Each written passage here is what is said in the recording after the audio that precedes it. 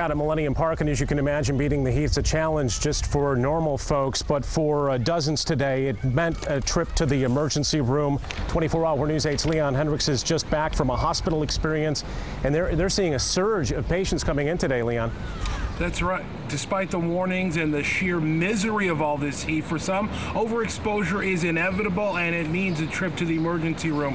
Barbara Vegter uses a wheelchair. Her air conditioner broke, and after a few days in this, she went into her doctor's office, who told her to get to the emergency room. Her symptoms are like so many of the other 36 or so patients that showed up at Metro Hospital's emergency room over the last 24 hours. It was just the heat. Too much heat. And I was just having trouble breathing, feeling dizzy, and just no energy.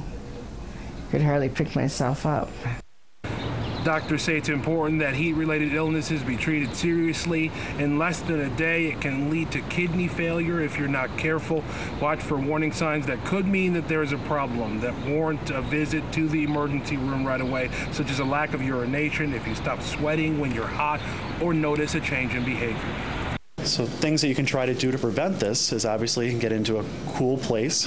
Drinking water is great. However, it doesn't really replace any of your electrolytes. So it's always important to continue to drink some type of sports drink, which helps replete some of the potassium, and sodium, which is one of the two top electrolytes that you lose from sweating so much.